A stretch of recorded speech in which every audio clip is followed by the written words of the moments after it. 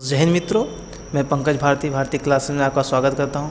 मित्रों, हमने इतिहास को अच्छे से पढ़ा और हमने आपको आर्य के बारे में बताया। पहला क्लास हमारा जो आर्य से रिलेटेड था उसमें हमने आपको बताया कि आर्य कैसे थे, उनका क्या व्यवसाय था, क्या करते थे, ग्रामीण थे, गौ पालन करते थे, घोड़ा पालन करते थे, सब कुछ हमने आपको एकदम बता दिया था। ठीक है, अब बात को आगे बढ़ाते हैं। आज हम बात करेंगे आर्यों के समाज के बारे में और आर्य जो अपने नाम रखे थे, जैसे कि किसी भी चीज़ का नाम वो लोग बदल के रखते थे। तो हम जानेंगे किसको क्या कहते थे, किस नदी को किस नाम से जानते थे, समुद्र को क्या कहते थे, मरुस्थल को क्या कहते थे।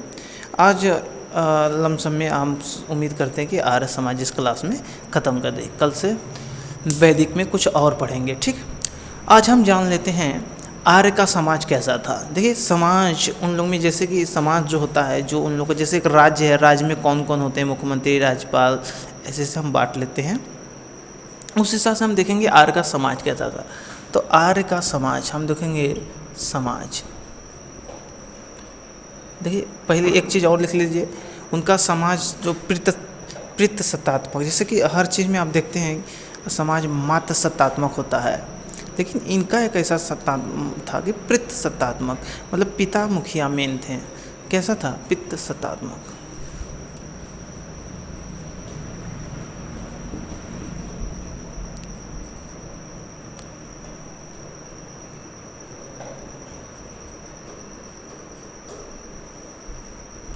पितृ सत्तात्मक, ठीक है, समाज था। और 5 भागों में इनका समाज बटा था, 5 भागों में बटा। देखिए एकदम नीचे से हम बताएंगे, नीचे से देखिए। सबसे ऊपर तो राजा ही रहेंगे, ये तो औपचारिक से बात है। देखिए सबसे नीचे होता था कुल। क्या होता था सबसे नीचे? कुल होता है। क्या होता है? कुल देखते हैं। फिर कुल का मुखिया देखेंगे। फिर होता है ग्राम। क्या होता है? ग्राम। इससे ऊपर होता है ग्राम। किसी भी राज्य में हम जब किसी भी मंत्री नेता करेंगे तो एक मंत्री के ऊपर एक मंत्रिया के ऊपर मंत्रिया बैठा रहता है। वो कोनो गड़बड़ी करेगा तो वो कह के हेलो हेलो, वो फ़ोन कर देगा, क्या औकात में रहो तहीं से। तो वैसे ही ये देखिए, सबसे नीचे कुल, ग्राम, विष, फिर उसके ऊपर होता था जन, फिर ऊपर उसके ऊपर था राष्ट्र। देखिए, कुल का कोई मुखिया होगा अगर, तो उसे हम कुलपति कहेंगे। जैसे कि सबसे निचले स्तर का पूछेगा कि जैसे पूछ देता है आर्य समाज में सबसे निचले स्तर पे कौन मुखिया था, तो सबसे निचले स्तर पे कुल आएगा, तो कुल का मुखिया कुलपति होगा। तो कुलपति, ये मत समझ लिया कि भाभी का कुलपति, नहीं, कुलपति, कुलपति। फिर थोड़ा सा इसके ऊपर उठेंगे, ग्राम आएगा, तो ग्राम का मुखिया तो ग्राममती नहीं होगा, ग्रामीण होगा। क्या होगा? ग्रामीण होगा। फिर विष होगा, फिर जन होगा, फिर राष्ट्र होगा। तो विष का विषपति होगा। कुल विष का क्या होगा? विषपति। तो लिख देते हैं विषपति।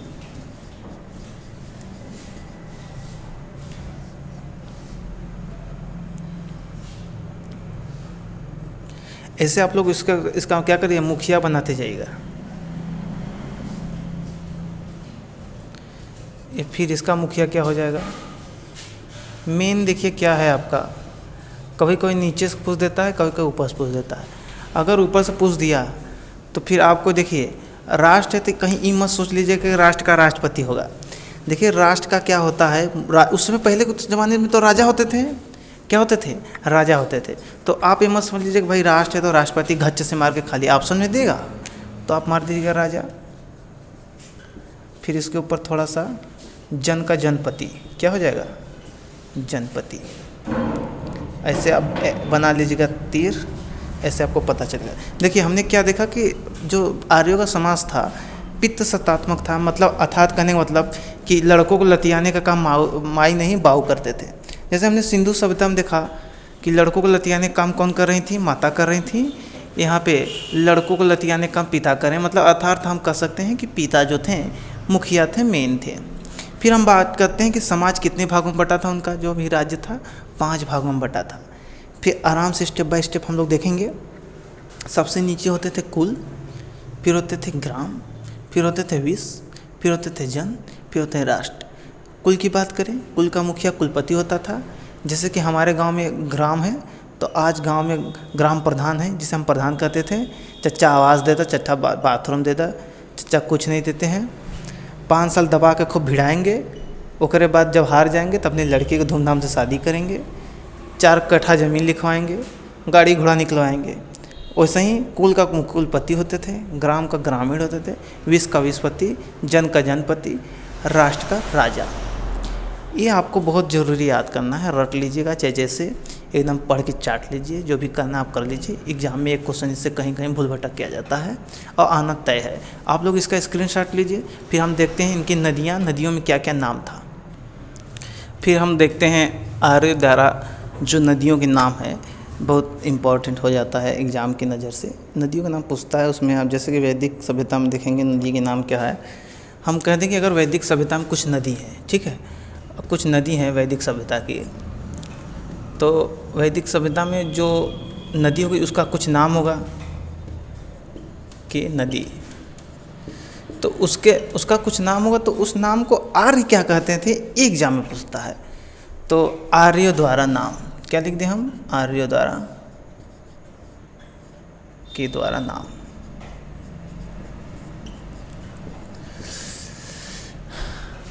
बहुत नदी हैं ऐसे, बहुत नदी हैं। जैसे नदी पूरे भारत की हम बात कर लें तो भाई कुछ ना कुछ उनको कहते थे। तो जो हाईलाइट नदी है हम उसको देखेंगे, जैसे सरस्वती हो गया, कुंभा हो गया, सतलज हो गया, रावी हो गया, ब्यास हो गया, ये सब पूरा हम देख लेते हैं। एक तरफ नदी लिखेंगे हम, आर्यों द्वारा नाम लिखेंगे एक तरफ। जैसे हम पहला नदी बात करें तो काबुल नदी था वैदिक सभ्यता में। तो काबुल नदी है, मान लीजिए कोई काबुल नदी है, तो आर्य उसको क्या कहेंगे, आर्य तो काबुल नहीं कहेंगे। जैसे कि अगर हमारा नाम पंकज सर है तो कोनो अंग्रेज आएंगे तो पंकज एकदम शुद्ध तो बोलेंगे नहीं, कहें हाय फैंकल सर, तो फैंकल सर कहेंगे। तो इसे काबुल है तो कोभा कहते थे, क्या कहते हैं, कोभा। ये लोग काबुल को कोभा कहते थे, कोभा हो गया, ठीक है।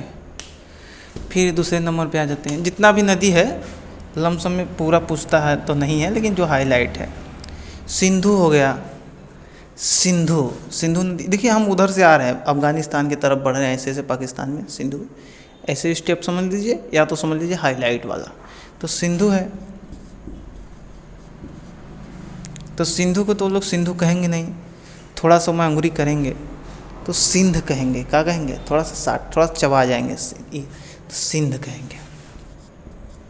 क्या कहेंगे मित्र, सिंध। कहीं कहीं हिरण या हिरण ऐसे ऐसे कहते थे। तो सिंध के साथ साथ आप हिरणवी याद रख लीजिए, हिरणवी, हिरणवी आधा या कि लिख दीजिए।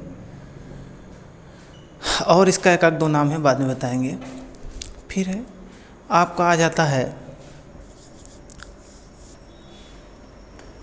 चिनाब, फिर आपका आ जाता है गंडक, फिर आपका आ जाता है ये एक है व्यास,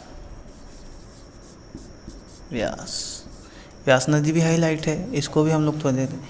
देखिए व्यास, इसका होगा विपाशा। कैसे याद करेंगे, व्यास से समझ लीजिए प्यास, और विपाशा समझ लीजिए विपाशा वासु। विपाशा वासु को लगता है प्यास, क्या लगता है, विपाशा, विपाशा, व्यास, ठीक है। अब उसके बाद हम किसकी बात करें, फिर 3 नंबर में ले लेते हैं। ये 3 नंबर है आपका,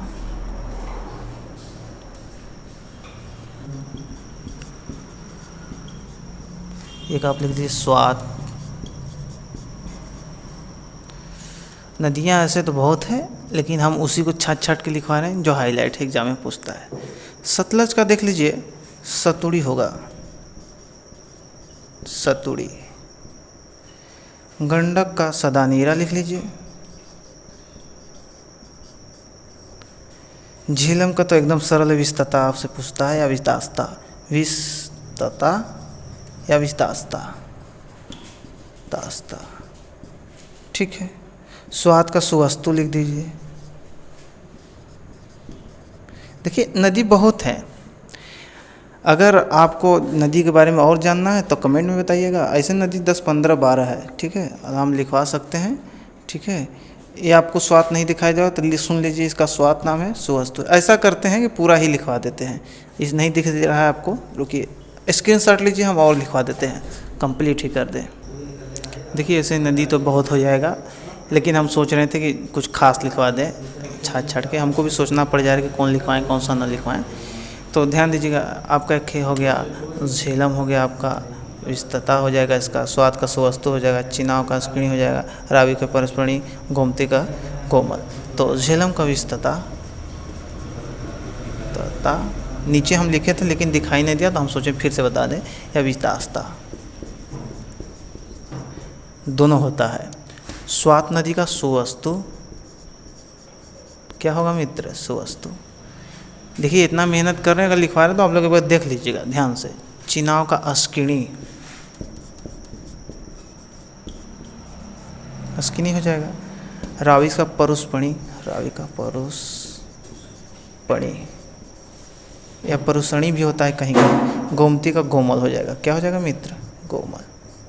देखिए इतना इनफ है हमको, जहाँ तक लगता है कि नदी के लिए इससे ज़्यादा कुछ पूछेगा नहीं। जब कुर्रम का पूछ गया तो क्रीमू लिख दीजिएगा, उसका हो जाएगा। ऐसे ऐसे 2-4 हाईलाइट हैं, ठीक है। चलिए पढ़ा रहे, अगर याद आएगा तो 1-2 और बता देंगे। इसका अच्छे से आप स्क्रीनशॉट लीजिए क्योंकि ये पूछता है, ज़रूरी भी है आपको। फिर हम लोग देख लेते हैं उनकी जो है कि खान पीन की व्यवस्था। आर्य का खान पीन बहुत ज़रूरी है क्योंकि पूछ देता है कभी कभी। देखिए उन लोग जो भोजन करते थे उन दोनों थे, भोजन उनका जो था शाकाहारी मांसाहारी दोनों था। भोजन कैसा था भाई? शाकाहारी हारी और मांसाहारी दोनों थे। मांसाहारी भोजन कैसा करते थे? दोनों थे। देख लीजिए उनकी भाषा संस्कृत थी, हम बता चुके हैं, फिर एक बार लिख लीजिए इसी लगे, भाषा संस्कृत थी।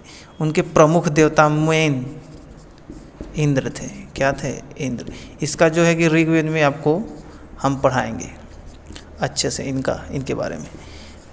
बाद में इंद्र लिख दिए, इन्हीं को प्रजापति कहते थे। बाद में इनका नाम ही क्या हो गया? प्रजापति हो गया। देखिए इतना आपके लिए इनफ है। अब हम देखते हैं मरुस्थल को क्या कहते हैं, फिर उसके बाद हम देखते हैं समुद्र को क्या कहते हैं, फिर उसके बाद हम देखेंगे कि इनको जो मंत्र था उस मंत्र में इन लोग ने किस देवता का कितनी बार नाम लिया है वो भी हम पढ़ेंगे, एकदम ध्यान से बेसिक से पढ़ेंगे, ठीक है। आप लोग इसका अगर स्क्रीनशॉट लेना चाहें तो ले सकते हैं, और नहीं तो हम मिटा दें। देखिए ये लोग समुद्र को दूसरे नाम से जानते थे, मरुस्थल को दूसरे नाम से जानते थे। जैसे समुद्र को पारावात कहते थे। क्या कहते हैं? पारावात। ये लोग समुद्र को क्या कहते थे? पारावात। इसका मतलब कि ये लोग समुद्र को देखें जब भाई आए होंगे, ऐसा बात तो नहीं समुद्र को नहीं देखे होंगे, तो भाई अपने हिसाब से अपने भाषा में तो कुछ ना कुछ कहे होंगे, तो पारावात कहें। क्या कहें? पारावात कहें। मरुस्थल को भी देखें और जौ को देखें। जब मरुस्थल को देखें तो कहें धनो है। क्या है? धनो है। मरुस्थल को लोग क्या बोले? धनो है। मरुस्थल को धनो कहें। मरुस्थल को क्या कहें? धन। जब आए होंगे तो भाई रेगिस्तान था आपके राजस्थान में है, तो उसको कहें कि धनो है। और जो जौ था यौ कहें। जौ को क्या कहें? जौ था। जैसे कि गेहूँ चावल है, इन लोग अपने नाम से जानते थे। जो हाईलाइट है जौ है, जैसे जौ है उसको यौ कहते थे। क्या कहते थे? यौ। ऐसे इनका नाम कुछ कुछ बदल के मिलेगा देखने को। जो हाईलाइट है हम आपको एकदम आराम से एकदम धीरे धीरे पढ़ा चुके हैं, कोई दिक्कत नहीं। अब हम दिखाएंगे इनका इंद्र का 250 बार, अग्नि का 200 बार, विष्णु का 100 बार, ये सब हम पूरा लिखवा रहे हैं आपको, लिख लीजिएगा, स्क्रीनशॉट ले लीजिए। देखिए कुछ नदी है उनके बारे में जान लेते। सॉरी नदी नहीं, इसमें कुछ नदी हैं, कुछ स्थान है, कुछ जगह हैं, कुछ देवी देवता हैं। जैसे हम कहें आर्यों के मंत्र में या जो भी उनका जो आपका कलेक्शन रहा होगा, जो लोग पढ़ते थे, जो हमको मिला है इतिहास में, तो हम लोग खोजें तो जब देखें तो भाई इन लोगों ने देवताओं के नाम, नदियों के नाम कितनी बार लिया अपने मंत्र, अपनी कला में, अपनी सभ्यता में। तो हम लोग देखते हैं इंद्र का 250 बार जिक्र हुआ है। कितनी बार? 250 बार जिक्र हुआ है मित्र। कितनी बार हुआ है? 250 बार। फिर उसके बाद आ जाते हैं, देखते हैं हम लोग 200 बार, कम से कम 200 बार अग्नि का जिक्र हुआ। 200 बार। आप सोचिए कि कोई भगवान है, उनका लिखित कितनी बार लिखा गया वो भी एग्जाम में पूछ लेता है। विष्णु का है 100 बार पूछा है। विष्णु का कितनी बार? सिंधु का 55 बार, सरस्वती का 50 बार। ऐसे गंगा का 1 बार है नाम, गंगा पूछ देता है। कभी कोई पूछ देता है आपका शिव का, शिव भगवान का नाम 3 बार इसमें आप है।